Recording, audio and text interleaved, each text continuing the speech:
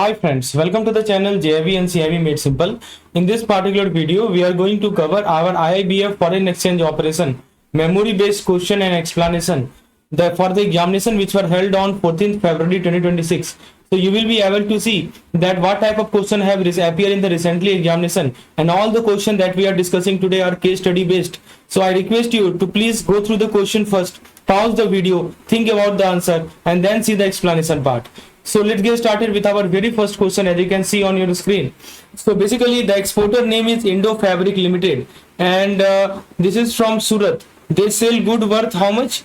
$1 lakh, right? To whom? To Eurochick Retail in Germany, right? So this buyer is based in Germany on a 90-day open account basis, right? On a 90-day open account basis. Now you know what is the meaning of open account basis. Let me explain. Open account basis means माल भेज दिया, पैसे बाद में मिलेंगे. Means you have submitted the document, you have exported the goods, but you will get the amount later, right? Amount you will get later. That's called open account basis. But Indo Frank cannot wait for 90 days. Please understand. So this Indo Fabric cannot wait for 90 days. So obviously they go for factoring, right? Now the question is basically that we based on the factor mechanics and services, which of the following describe the role of the import factor? Yes, in the case of factoring, there is a entity called import factor. So you have to tell me what is the role of an import factor in event of buyer default in a standard international factoring deal, right? So what is the role of the import factor? That is the question. Option A, the import factor acts only as a courier for the document and they have no financial liability if the buyer failed to pay. Option B, the import factor cancels the export factor debt and demand 80% advance back from the exporter. Option C, the import factor settles the dues, steps into the shoes of the exporter and pursue legal recourse against the buyer. Option D, the import factor is responsible for manufacturing the goods if the exporter failed to deliver the quality specified in the invoice. So basically they have given you the 4 options and you have to tell which one is correct. So let me again show you the option. Now I request you to pause the video, think about the answer. So now let me explain what is the correct answer to this question.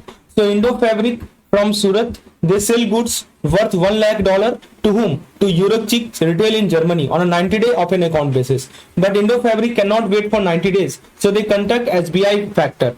Right, so they contact SBI factor and which further contact Deutsche Bank, which is the import factor, right? So Deutsche Bank import factor. Now Deutsche Bank check the buyer credit history, right? First of all, what do this bank do? They check a buyer credit history and they give a credit limit approval. So when I say they approve the credit limit, what does it mean? It simply means that yes, they say that yes, the buyer is reliable. Yes, the buyer is reliable. If they fail to pay due to financial reason, we will cover the loss. Yes, so that's called approving a credit limit. So Deutsche Bank approve the credit limit. What does it mean? It simply means that Deutsche Bank says that the buyer is reliable. If they fail to pay due to any financial reason, we will pay. Now what happened? Indo Fabric ship the goods. Okay. Indo Fabric, which is an exporter, ship the goods. Now they submit the invoice to the SBI factor and SBI factor immediately give 80%. See, this is the mechanism of factoring. How does the factoring work? Right, immediately give 80% advance. Now what happened? The factor also manage the sales ledger. This is the additional work that they do. Right, on day 90, what happened? This Eurochick failed to pay due to liquidity crunch. Right, they failed to pay the invoice. Now the question is what is the role of the import factor, right, in the case of default? So one thing you must note that this particular case is called non-recourse international factoring, right? Please understand, they have clearly mentioned that agreement was a non-recourse factoring arrangement. So what does it mean when I say non-recourse? What does it mean? It means that the import factor, so in the case of non-recourse factoring, what happened? The import factor, right, which is the Deutsche Bank in this case, they give credit protection. They give credit protection, right? So import factor give credit protection. So basically what happened, when the buyer cannot pay, right? Suppose the buyer failed to pay. When the buyer cannot pay, cannot favor the commitment. So what happened? The import factor, which is the import factor? Import factor is the Deutsche Bank, right? They steps in. Import factor steps in, right? And what he does, import factor pay due amount to the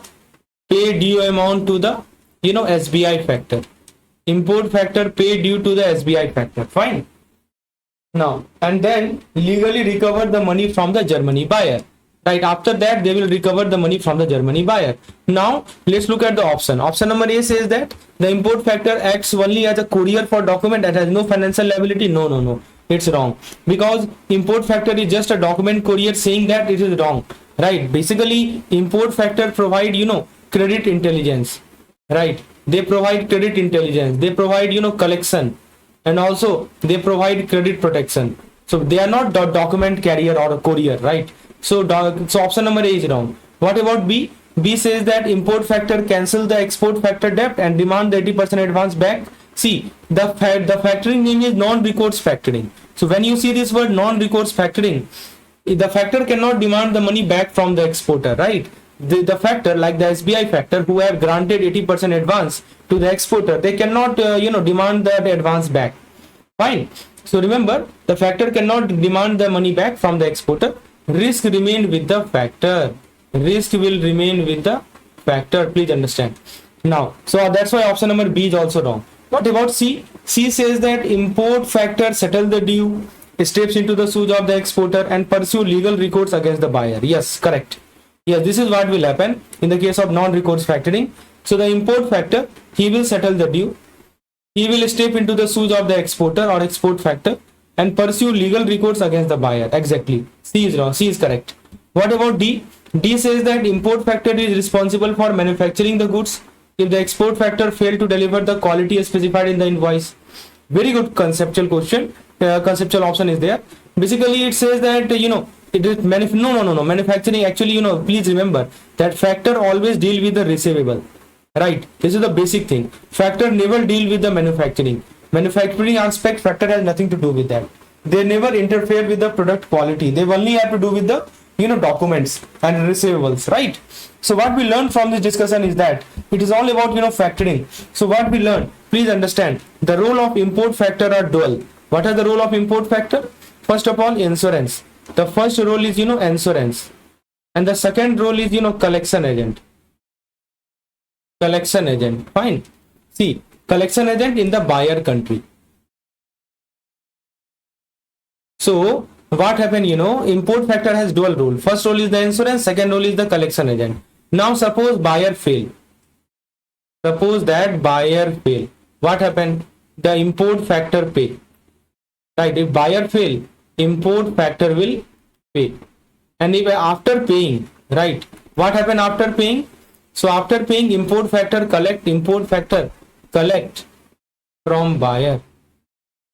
Fine. So just remember, it's very important thing that import factor pay first and fight later. They have to pay first and then they have to fight later. So please remember, whenever you see this word non-recourse factoring, it simply means credit risk shift to the factor. Right? What happened in the non-recourse factoring? The credit risk shift to the factor. First point to keep in the mind. Second thing is that if the buyer default, import factor will pay and then import factor pursue recovery. I hope every aspect of factoring is clear from this question. So not only that, import factor, basically the export factor also help to handle the receivable. Question number 2 is on your screen in the form of case study format. So now let's have a look at this particular question. So basically, let's understand the concept with the story of Messrs Global Trader located in Chennai. He is an importer. This firm is an importer. Right. Messrs Global Trader Chennai. And original importer is this one.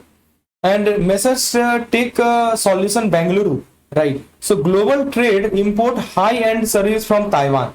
So they imported a shipment of high-end server from Taiwan. Whom? Messrs Global Trader, right? What happened? The ship leave on 1st March 2026. While the goods are still in the sea, Tech Solution say, while the ship is in the Indian Ocean, the Tech Solution says that, we want to buy the whole shipment. They express an interest in buying the entire lot. Fine, whom? Tech Solution. Tech Solution, they says that we want to buy the whole shipment. Now what happened, on 10th March 2026, right, on 10th March 2026, both parties sign a high sale agreement, right? On 10th March 2026, both parties sign a HSS agreement. Fine. Everything looked perfect until the custom officer checked the paperwork. Everything looked perfect until the custom officer checked the paperwork. So HHS noticed something important. What the custom office noticed something important, that HHS agreement date was, HHS agreement date was 10th March 2026, but the bill of lading was endorsed on, he endorsed the bill of lading on 19th March. So endorsement happened on 19th March. And what happened in between? In between that, the ship is already reached the Chennai on 18th March. Right, you can see now. The custom officer noticed that HHS agreement was signed on 10th March, but the bill of lading was endorsed on 19th March. The ship already reached Chennai port on 18th March. And the carrier have also filed the IGM. You know what is IGM? That's called Import General Manifest on arrival. So basically the real problem is the timing. Now the question is like this: for an HHS to be valid, the title transfer of the goods, right? Why must the custom reject this specific HHS transaction? Why custom will reject this specific high sea sail transaction? Very good question. Option A, because HHS agreement must be signed before the ship leave the port of Taiwan or origin. Option B, because the endorsement of the bill of lading and the transfer of title occur after the vessel enter territorial waters and docks. C, because HHS is only permitted for essential commodities. D, because HHS buyer is located in different city than the port of discharge. So these are the four options that they have provided. Now very good question it is. I hope everything is clear till now. What is the sequence of event that is happening? 10th March they sign in HHS, right? Everything looks perfect. Custom officer checks the paperwork and he says that HHS agreement was signed on 10th March, but the bill of lading was endorsed on 19th March, and the vessel reached the Chennai port on 18th March. Now the question is, why custom may reject? Yes, what are the point? Why custom may reject this HHS? Why custom may reject this HHS? Please remember, this is a very important point. For HHS to be remain valid, the title transfer of the good, right? Title transfer of good happen. For HHS to remain valid, title transfer of good must happen before the good enter the Indian custom framework. So title transfer must happen before. Title transfer must happen before, goods enter the India's custom frontier. Please understand, very, very important. For an HHS to be valid, title transfer must happen before the goods enter the India's custom frontier. What does it mean? See, it clearly means that, let me explain using some example. So it clearly means that agreement date, right? Agreement date must be before, entry date. First thing, it clearly means that bill of lading endorsement, right? It must be before entry. And it clearly means that title transfer must be before docking or IGM filing. Fine. But here what happened? See, before entry agreement date should be there. Before entry bill of lading endorsement should be there. Before docking or GM filing, transfer of title should happen. But what happened in this particular case? Let's have a look. But here what happened? Ship enter Indian territory on 18th March. See what happened. Ship entered Indian territory on 18th March, right? You see. Now, bill of lading was endorsed on 19th March. You see now, bill of lading was endorsed on 19th March. So, actually it is after arrival the lading was endorsed, right? After the ship reached the bill of, port, it was bill of lading was endorsed. So, technically, this is not a high seed sale anymore. Why? Because I just told you the condition that bill of lading should be endorsed before the entry. But after the entry, the bill of lading is getting endorsed. That's why this is not technically a high sea sale. It become a normal local sale, right? It is not a high sea sale. What it become? It become a normal local sale. Fine. So obviously, custom is right to reject it. So let's look at the option that they have provided. Option number A says that. Because HHS agreement must be signed before the ship leave the port of origin or Taiwan. See, actually this is wrong. Why it is wrong? Because HHS agreement does not need to be signed before the ship leave. It can be signed anytime while the goods are on the high sea. So while the goods are on the high sea, right, it can, SHS can be signed anytime while the goods are on the high sea. What about B? B says that endorsement of the bill of lading and the transfer of title occur after the vessel. Yes, correct. This is the correct answer. That's why the custom officer rejected this HHS. It is not an HHS, right? Option number C says that because HHS is only permitted for essential commodities. See, actually, this HHS is allowed for most commercial goods, including electronics, machinery, right, server, etc. This is not restricted to essential commodity only. It says it is only permitted for essential commodity. No, that's wrong. It is allowed for most commercial good. What about option D? Because HHS buyer is located in different city than the port of discharge. See, this is also wrong. Why it is wrong? Actually, obviously, one is located in Bengaluru, other is located in Chennai. See, buyer cities has no relevance here. HHS buyer can be anywhere in India. Right, please understand. Buyer city is irrelevant. Fine. So what we learned from this discussion is that, please understand, that HHS and the moment the ship enter India. Right. HHS and the moment the ship enters India. Fine. So it means, territorial war entry, no high sea sail possible. The ship enter India, HHS end. And territorial water entry, no HHS possible. And, IGM filed, so no high sea sail possible. So remember this line, very, very important. Bill of lading must be endorsed. Bill of lading must be endorsed before India see the ship. Before India see the ship, bill of lading must be endorsed. So what we learned from this discussion is that HHS is valid only before the ship enter the India board, right? Before the ship enter India board, HHS is valid only then. Title transfer require two things. See, in the sense, before continuing to the next question, let me introduce you to our foreign exchange operation comprehensive course. In this course, you will get unit-wise theory. There is a folder for theory, MCQs and case studies.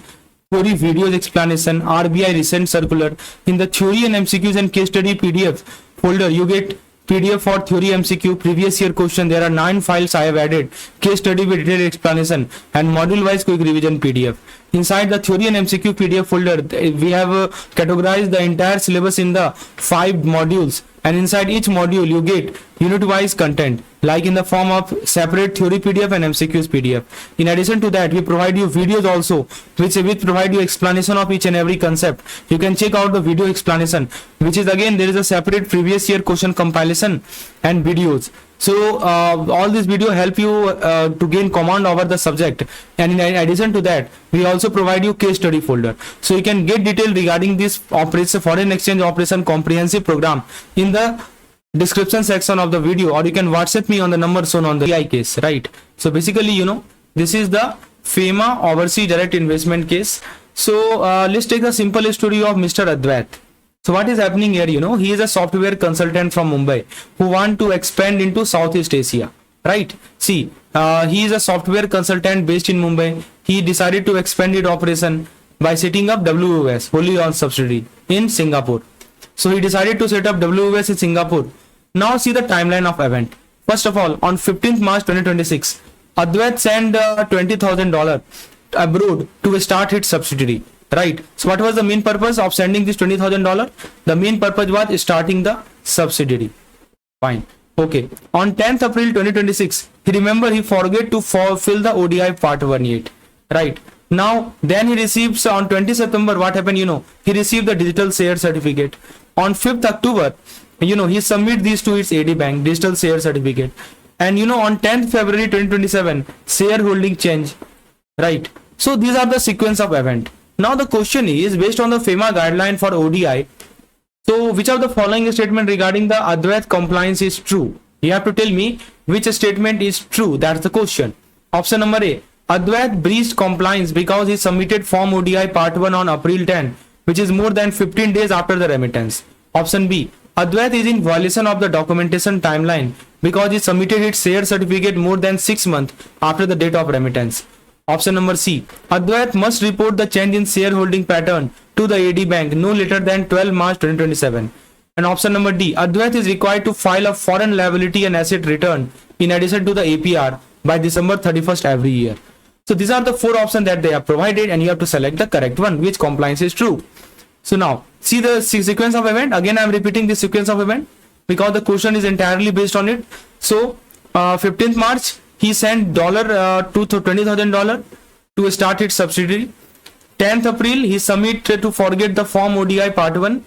20 September, he received digital share certificate. 5th October, he submit these digital certificate to the AD bank, and 10th February, shareholding changes, and this restructuring is finalized on this date. Let's evaluate the compliance as per the FEMA guidelines. Now friends, let's apply the concept. First of all, there are 3 important compliance clock under the ODI. So this question pertains to ODI, as you can see. So what are the 3 compliance clock? The first thing is, form ODI part 1. What does it say? See, it must be submitted within 30 days of the remittance. Please, this must be submitted within 30 days of the remittance. So what happened in this case, Advait remitted on 15th March. Advait remitted on 15th March and submitted on 10th April. See, when was the remittance happening? Remittance happened on, 15th March. And when it was submitted, actually, Advait remitted on 15th March and submitted on 10th April. As you can see, they have mentioned. On 15th March, he has remitted the amount $20,000 and he submitted the form ODI on 10th April. Now, you can see this is 26 days. And how much days the RBI has provided? So obviously 30 days. 30 days is the limit. So 36 days is within the limit. So yes, form ODI part 1 compliance is correct. Now, submission of share certificate. Let's have a look at another thing. That is the share certificate. What about this share certificate? See, the rule is that it must be submitted within 6 months of remittance. Right. Now in this case, let's have a look. So what is the remittance date?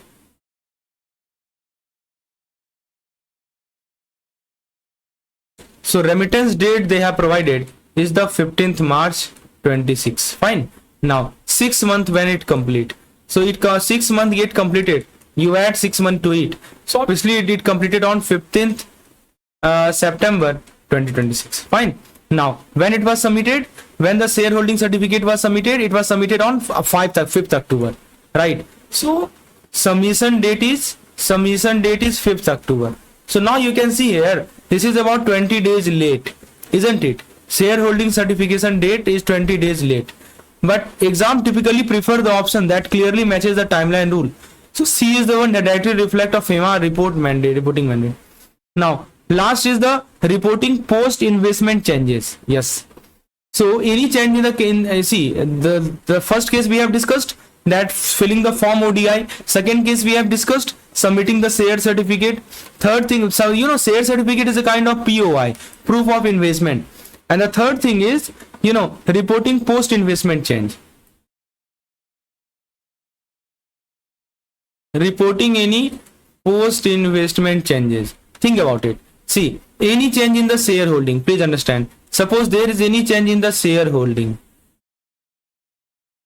any change in the directorship or structure, any change in these, must be reported within 30 days. They have to be reported within 30 days. Now let's have a look whether this complies or not. When change happened? So as you can see, change happened on 10th February. As you can see, yes, the change is finalized on 10th February 2027. Right. So change happened on 10th February 2027. Now, what is the report deadline? So 30 days, just count 30 days. So 10th February plus 30 days will be the 10th March. Obviously 12th March, because February is 28 day only. 12th March. So that is right. And what they have given, that they have some changes finalized. Okay. Now let's look at the option that they have provided. Option number A says that for ODI, Advait breached the compliance because he submitted form ODI on 10th April. No, that's wrong. Why? Because he has not breached the compliance, because form ODI, submission deadline is 30 days and he has submitted it within the 30 days. So there is no non-compliance. What about B? Option B says that, Advait is in violation of the documentation timeline. See, actually, this proof of investment, it is required within 6 months. Proof of investment is required within 6 months, and he submitted late. He submitted late. Right. Yes, B is the correct answer. This is incorrect. He is in violation of the documentation timeline because he submitted the shares for more than 6 months. See, yes, this is the correct one. This aligning with the reporting.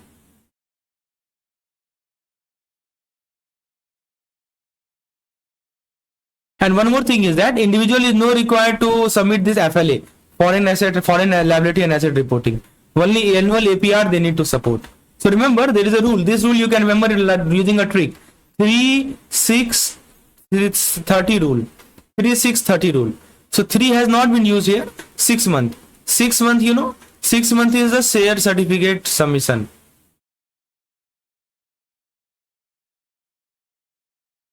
And 30 days. Which is the filling form ODI part 1 and reporting any post investment chain. So ODI part 1 30 days, share certificate, see again I am repeating, ODI part 1 30 days, share certificate submission 6 months, post investment structural change 30 days, FLA not required for individual, only APR is required. Question number 4 of today's session, let's have a look. So friends, this question, let's decode the case of Global Textile Limited receiving an LC. What is the worth of LC? Actually, it is $2.5 lakh. That is an irrevocable LC. Global Textile Limited, exporter in Mumbai. Right. Now, where it presented, basically the expiry, the LC says that expiry or the last date for presentation is 15th August, that is a Friday. What is the place of presentation? State Bank, Mumbai. Now, let's look at the timeline. 15th August, Independence Day, bank is closed. Public holiday, all bank are closed. 16th August, bank open for, administrative business and back office operation. 17th August, again it is Sunday and it is weekly holiday, it is closed. Now Monday, what happened? The exporter present the documents. Now, Star Bank accept the document, which is the nominated bank, they accept the document, but the issuing bank in the London reject them, saying that late presentation. Right, claiming that credit expired on August 16. Now the question is the issuing bank rejection valid? That's the question as per UCP Act 600, and this is a very important article, and I have seen many questions have repeatedly been asked from this article. That's why having clarity of the concept is a very much, and that is what we are doing here. Please hit the like button if you really think that this is where these questions are adding value to your preparation. Now option number 1, they have given that no, since Friday was a holiday and Saturday, Sunday are weekend, Monday is the first valid banking day for presentation. B say yes, if the bank was open for business on Saturday, the expiry was automatically extended only till Saturday. C says no, Article 29 states that if LC expire on a holiday, it is always extended to the next Monday. And option D says that yes, because the original expiry was Friday, any presentation after that date is discrepancy. So this is the very good question. Now what Article 29A say? Let's have a look.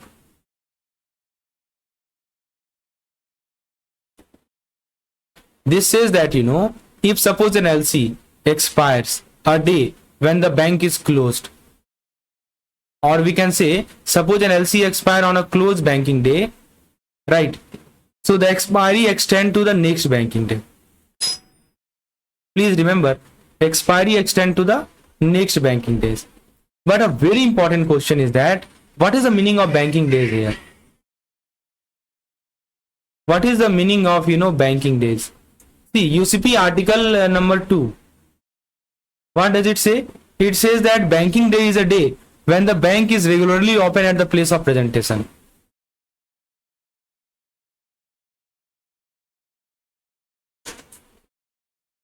Banking day is a day where the bank is regularly open at the place of presentation. So what is not mentioned? So it has nothing to do with the forex market status.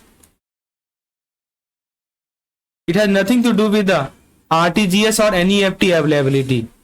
Right? It has nothing to do with the whether it is a full working day. It has nothing to do with the whether it is a weekend. Fine. The only question is, what was the bank open to accept the document? That is the question. Right, that is the question you have to ask. Was the bank open to accept document? In Mumbai, you know what happened? Saturday, which was the 16th August, bank were open for administrative work. As you can see, they have mentioned it, right? And back office work. So that means, you know, Star Bank was open for business on this day. Therefore, Saturday is a banking day. Sunday is an extended expiry day. Monday is too late. So the issuing bank rejection is technically correct. So if you look at the option number A says that, you know, no, since Friday was a holiday, Saturday, Sunday or weekend. Actually, you know, the exporter argument is emotional, not legal. Weekend or forex closure does not matter under UCP.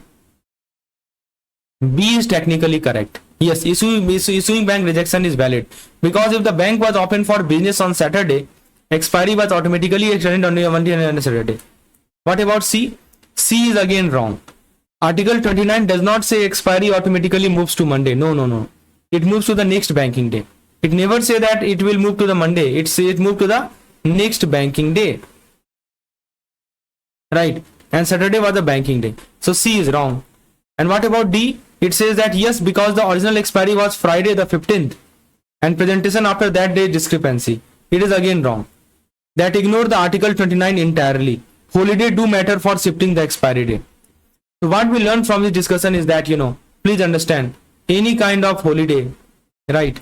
So then in that case, you know, next open counter day, right? If it is a holiday, the next open counter day, not next full working day.